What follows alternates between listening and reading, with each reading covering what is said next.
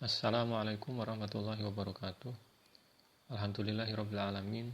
Wassalatu wassalamu ala asyrofil anbiya'i wal mursalin sayyidina wa maulana Muhammadin wa ala alihi washabihi ajmain. Amma ba'du. Yang sama-sama kita muliakan Ibu Siti Hasanah MAG selaku dosen pengampu mata kuliah Arbitrase Syariah serta kawan-kawan kelas muamalah semester 6 sekalian. Langsung saja, kami di sini dari kelompok 4 yang beranggotakan 3 orang, yaitu saya sendiri Muhammad Mansur, Mbak Lia Dwi Rahmawati, dan Mbak Anik Tiasakia akan mempresentasikan PowerPoint yang telah kami buat yang berjudul Basyarnas atau Badan Arbitrase Syariah Nasional. Untuk pembahasan yang pertama tentang pengertian arbitrase itu sendiri. Definisi arbitrase secara formal dapat ditelusuri dalam Undang-Undang Nomor 30 Tahun 1999 tentang arbitrase Pasal 1 Ayat 1, yaitu bahwa arbitrase didefinisikan sebagai suatu cara penyelesaian sengketa perdata di luar peradilan umum yang didasarkan pada perjanjian arbitrase yang dibuat secara tertulis oleh para pihak yang bersengketa. Terdapat beberapa definisi lainnya yang dikemukakan oleh beberapa ahli. Alhasil, berdasarkan definisi-definisi tersebut dapat disimpulkan bahwa unsur-unsur arbitrase harus mencakup beberapa hal sebagai berikut. 1. Penyelesaian sengketa dilakukan di luar sistem pengadilan. 2. Penyelesaian sengketa didasarkan atas perjanjian tertulis dari para pihak. 3. Melibatkan pihak ketiga atau arbiter yang mempunyai kewenangan untuk mengambil keputusan. 4. Adanya perjanjian secara tertulis untuk mengantisipasi sengketa yang mungkin terjadi atau bahkan yang telah terjadi. Dan 5. Putusan bersifat final dan mengikat. Undang-Undang Nomor 30 Tahun 1999 tentang arbitrase Pasal 1 Angka 1 merumuskan 3 poin yang memiliki kesesuaian dengan beberapa definisi yang ada, yaitu 1. Arbitrase merupakan salah satu bentuk perjanjian. 2. Perjanjian arbitrase harus dibuat dalam bentuk tertulis. 3. Perjanjian arbitrase merupakan perjanjian yang untuk menyelesaikan sengketa yang dilaksanakan di luar peradilan umum. Selanjutnya yang kedua, tentang urgensi penyelesaian sengketa melalui arbitrase. Penyelesaian sengketa melalui arbitrase menjadi perhatian para pelaku bisnis karena beberapa indikator, antara lain: A. Forum arbitrase dinilai memberikan kebebasan dan otonomi bagi pihak yang bersengketa. B. Prosesnya cepat dan hemat biaya. C. Bersifat tertutup dan rahasia. Putusan tidak dipublikasikan di website, berbeda dengan putusan-putusan hakim pengadilan yang dapat diakses bahkan terpublikasi di website. Hasil putusan pengadilan dan Mahkamah Agung bahkan dapat dijadikan bahan referensi untuk kepentingan akademik dan jurisprudensi. D. Bersifat non-preseden. E. Rasa aman dari ketidakpastian karena sistem hukum yang berbeda.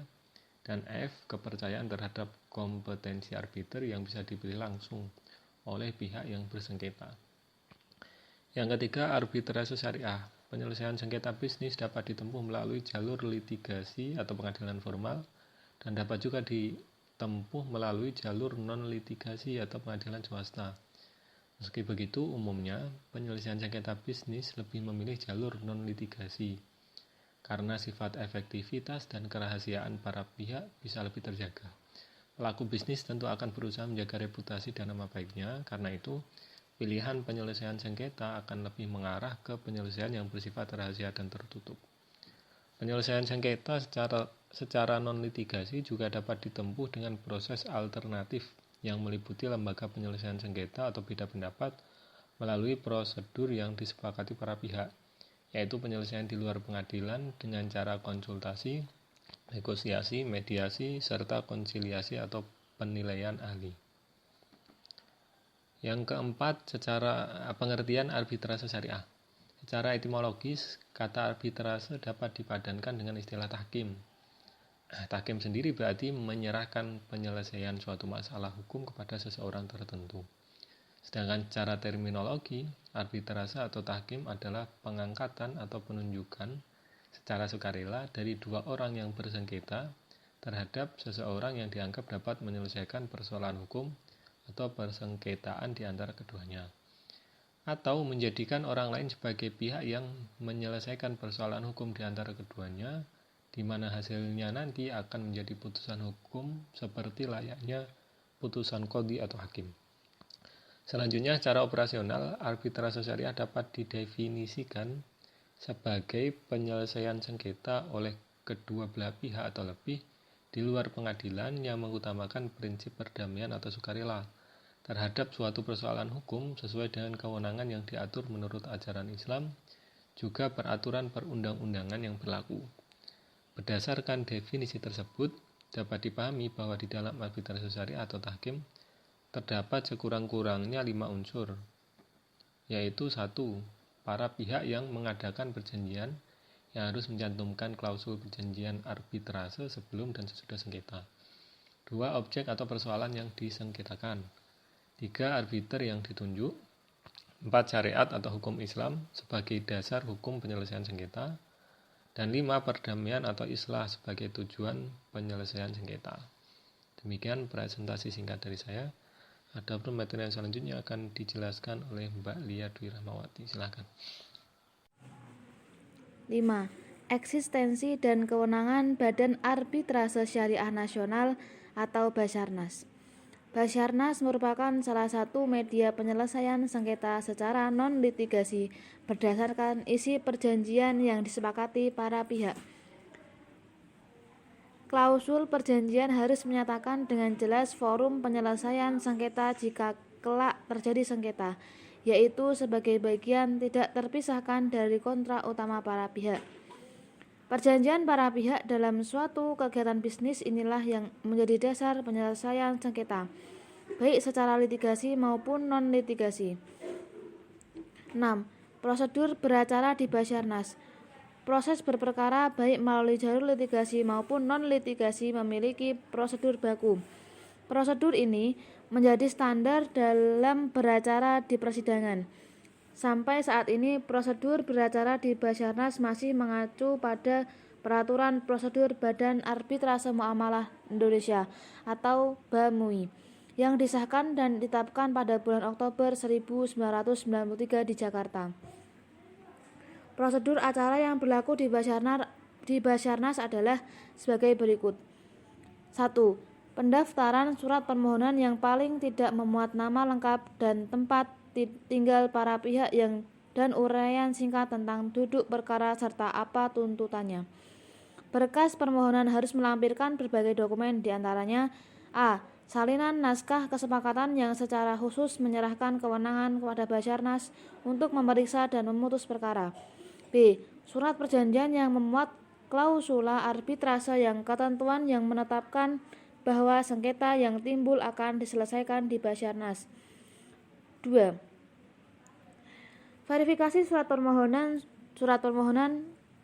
yang diajukan akan diperiksa kembali oleh Basarnas untuk menentukan apakah Basarnas berwenang memeriksa dan memutus sengketa arbitrase yang dimohonkan atau tidak. Apabila perjanjian dan klausula arbitrase dianggap tidak cukup menjadi dasar kewenangan Basarnas memeriksa dan memutus sengketa, maka Basarnas akan menyatakan bahwa permohonan tidak dapat diterima. Sebaliknya, jika permohonan diterima berdasarkan klausula dan perjanjian arbitrase, maka Ketua Basarnas segera menetapkan dan menunjuk arbiter tunggal atau arbiter majelis. 3. Penunjukan arbiter. Syarat pengangkatan arbiter diatur dalam Undang-Undang Nomor 30 Tahun 1999 sebagai berikut. A. Cakap melakukan tindakan hukum. B. Berumur paling rendah 35 tahun.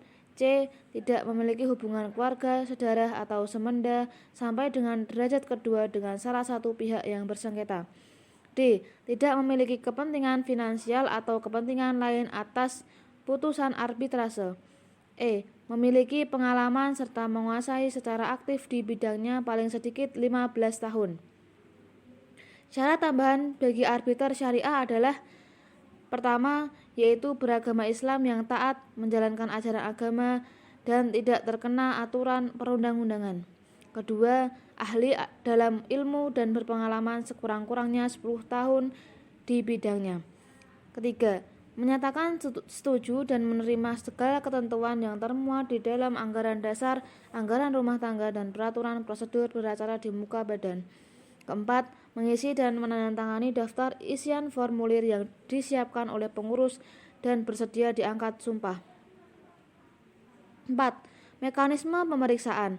Seluruh pemeriksaan dan persidangan dilakukan dalam sidang tertutup. Seluruh proses persidangan dan surat menyurat menggunakan bahasa Indonesia. Masing-masing pihak memiliki hak yang sama dalam mempertahankan kepentingannya.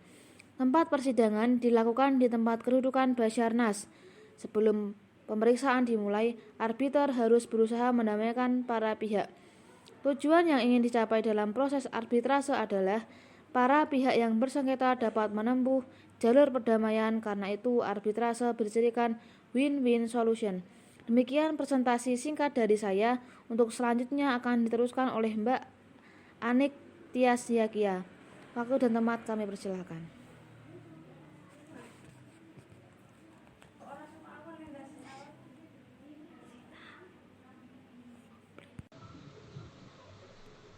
Assalamualaikum warahmatullahi wabarakatuh.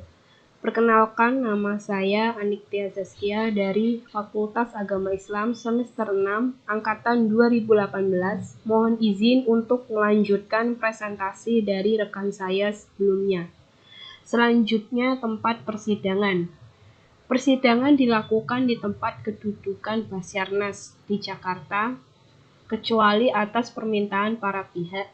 Persidangan dapat dilakukan di tempat lain atas persetujuan para pihak.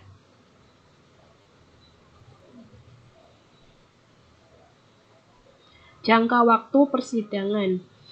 1. Seluruh tahapan persidangan diawali dengan penerimaan berkas permohonan pendaftaran. Kedua, berkas permohonan diterima oleh sekretariat setelah biaya pendaftaran, biaya pemeriksaan, dan honorarium atau gaji arbiter dibayar lunas. Sifat putusan. 1. Penetapan putusan arbiter diambil berdasarkan asas musyawarah dan mufakat. Apabila tidak tercapai kesepakatan, maka putusan didasarkan atas suara terbanyak. Kedua, putusan tidak boleh diumumkan kecuali disepakati oleh para pihak. Ketiga, salinan putusan yang ditandatangani oleh arbiter harus diberikan kepada para pihak bersengketa. Keempat, putusan Basarnas bersifat final atau sudah selesai dan mengikat. Biaya persidangan. Biaya arbitrase terdiri dari biaya pendaftaran, biaya pemeriksaan, dan honorarium arbiter. Kedua, besarnya biaya ditetapkan oleh Ketua Basarnas dalam suatu peraturan tersendiri. Ketiga, unsur biaya meliputi 1. Biaya pendaftaran kompensasi yang dihitung berdasarkan besaran nominal tuntutan, yaitu 10% dari nilai tuntutan. Kedua, biaya administrasi atau pemeriksaan kompensasi yang besarnya dihitung berdasarkan nilai tuntutan. Ketiga, biaya arbiter dengan variasi antara 0,70% dan sampai dengan 10% dari nilai tuntutan. Kewenangan Basarnas. 1. Peraturan Bank Indonesia PBI nomor 746 PBI tahun 2005 menyatakan bahwa penyelesaian sengketa perbankan syariah diselesaikan melalui Badan Arbitrase Syariah Nasional Basarnas setelah tidak tercapai musyawarah untuk mufakat. Kedua, Undang-Undang Nomor 21 Tahun 2008 menyatakan bahwa dalam hal para pihak telah memperjanjikan penyelesaian sengketa selain sebagaimana dimaksud pada ayat 1, penyelesaian sengketa dilakukan sesuai dengan isi akad. Ketiga, pada penjelasan pasal yang menyatakan bahwa yang dimaksud dengan penyelesaian sengketa dilakukan sesuai isi akad, yaitu A. Upaya musyawarah, B. Mediasi perbankan. C. Melalui Badan Arbitrase Syariah Nasional, Basyarnas, atau lembaga arbitrase lain. Dan D. Melalui pengadilan dalam lingkungan peradilan umum. 8. Eksekusi putusan Basyarnas. 1. Undang-Undang Nomor 30 Tahun 1999 menyebutkan bahwa pendaftaran putusan dan pelaksanaan atau eksekusi putusan arbitrase menjadi kewenangan pengadilan negeri, tidak dilimpahkan ke pengadilan agama. Kedua, menurut sebagian ahli bahwa semua yang berkaitan dengan penyelesaian ekonomi syariah merupakan kewenangan pengadilan agama dan kewenangan ini bersifat absolut berdasarkan pasal 49 Undang-Undang Nomor 3 Tahun 2006 tentang Pengadilan Agama. Ketiga, kehadiran undang-undang yang mengatur kewenangan eksekusi putusan Basyarnas yang dilimpahkan ke pengadilan negeri tidak berarti bahwa kewenangan pengadilan agama tereduksi, sebab pada prinsipnya pengadilan negeri tidak menguji hasil putusan Basyarnas, namun hanya mengeksekusi putusan Basyarnas. Demikian pemaparan yang telah kami sampaikan, ada kurang dan lebihnya. Dan kami siap menerima masukan untuk penyempurnaan materi atau makalah yang kami. Atas perhatian dan kekurangan, saya mohon maaf yang sebesar-besarnya. Wassalamualaikum warahmatullahi wabarakatuh.